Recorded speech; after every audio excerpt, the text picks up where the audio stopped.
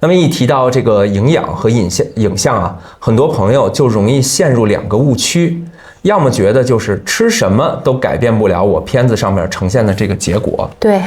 就希望找一種这個特效食物，找一個偏方。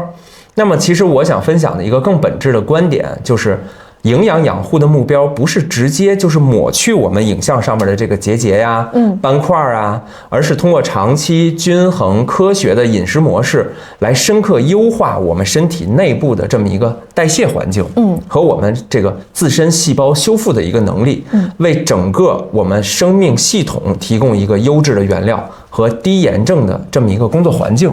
那具體呢？具體我們應該從哪幾個方面去着手？具体而言，比如說第一啊，我們说刚才说的要保障結構材料，對吧？要保證結構材料的充足和優質的供給。那麼我們也提到過說優質蛋白。那麼優質蛋白是修復一切組織、合成免疫球蛋白、維持肌肉量的這麼一個基礎。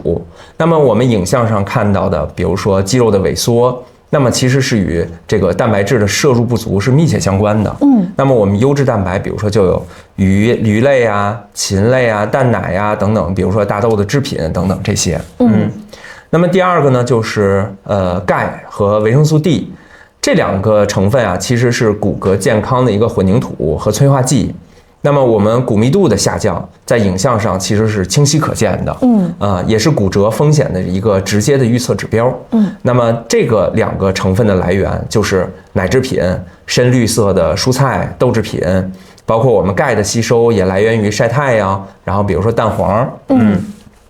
那麼第3個呢，應該是健康的脂肪類的成分，比如說歐米伽3系列的脂肪酸。它們都具有這個抗炎的作用，有益於這個心血管和大腦的健康。它們的來源，比如說深海魚，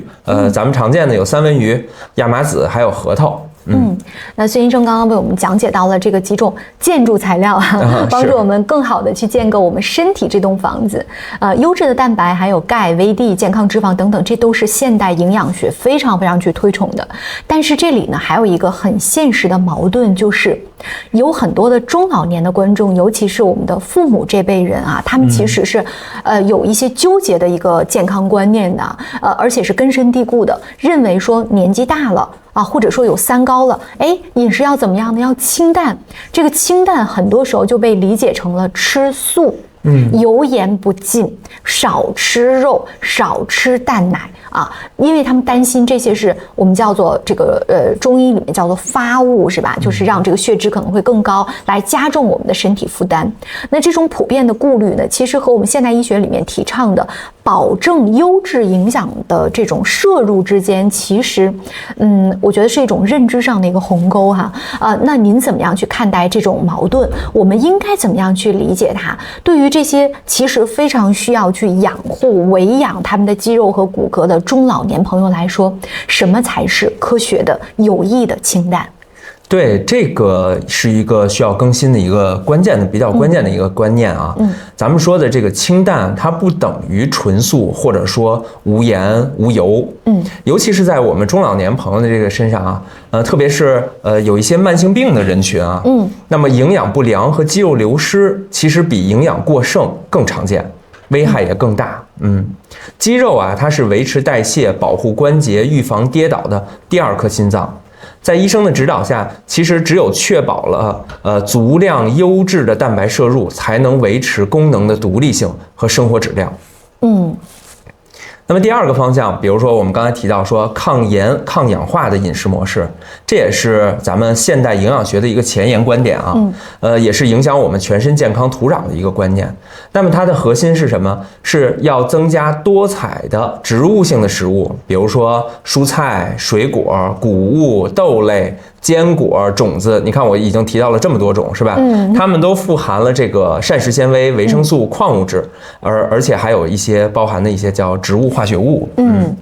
那麼剛才提到這個抗炎飲食，它具體怎麼來實踐呢？我想給大家簡單的介紹一下。比如說每餐要保證蔬菜占我們餐盤的1半左右，而且顏色是越豐富越好。比如說深綠色的，像西蘭花、像菠菜，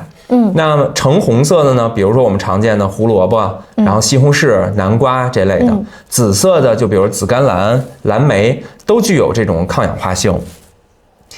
再有第二點就是用谷物，比如說我們用燕麥、用糙米來代替我們的白米白面，這也是很重要的一點。烹饪的時候呢，烹饪油要選用咱們說的橄欖油、山茶油这種富含這種叫不饱和脂肪酸的一個油脂。限制醋鹽食物的摄入啊，這塊其實大家還是應該引起重視的。比如說我們現在這種含糖的飲料和糕點攝入的比較多，對，還有過度加工的一些這個肉制品，香腸啊、火腿肠啊，包括我們的熏肉啊这种，還有反式脂肪酸。常見的我們說油炸的這種食品，薯條、薯片，還有一些起酥點心啊等等這些，好的啊，孫醫生剛剛已經把這個抗鹽飲食做了一個非常詳細的介紹了，並且呢還把它形容成是優化身體健康的土壤，這個比喻其實是非常深刻的啊。那您給出的這個實踐建議呢也很具體，比如說這個五花八門顏色的蔬菜是吧？彩虹色的蔬菜，用全穀物呢來替代一部分我們常吃的白米白面，來選擇一些更好的油脂等等。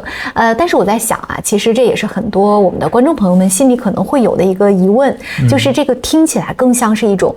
整體健康的理念，這種整體健康的理念，它真的有那麼的強大嗎？強大到能夠讓我們在身體最客觀的這種內部的照片啊，也就是您每天要去面對的這個影像學的這個資料上，它也會留下一些被我們觀察到的積極的改變嗎？我們都知道哈，比如說像這個戒菸，它就可以讓我們的肺部的紋理變得更加的清晰能夠強化降脂治療，能夠讓部分的這種斑塊，它可能不能消失，但它會更穩定一些那這些在影像上是有據可查的那這種看起來更加溫和，甚至非常日常的抗鹽飲食模式，它帶來的好處也能夠被影像學看見嗎？其實，在這個臨床當中啊，我們確實有時候會觀察到，鼓舞人心的一個積極的一個現象。那麼，除了我們前面提到的脂肪肝影像的改變以外啊，對於早期輕度的冠狀動脈鈣化或者頸動脈斑塊，在強化藥物治療並配合嚴格的咱們的抗鹽飲食、運動之後，它的這個冠狀動脈啊，這個鈣化積分可能不會減少，但是血管超聲有時候會提示說斑塊回升增強，大家可以注意一下有沒有這幾個字啊，斑塊回升增強，它代表的是什麼？代表的是我們斑塊趨於穩定。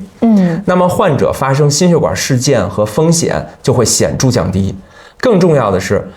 如果我們可以執行這種飲食模式的這個朋友們啊，通常就會感覺到精力更加充沛了，體重管理也更容易。慢性炎症的指標，比如說我們經常做那個血常規，它裡邊就會提示說超敏 C 反應蛋白這個指標就會顯著的下降。這個其實就生動的能夠說明，通過飲食優化身體的這個細胞微環境，可以從根本上為我們的健康賦能做出改变。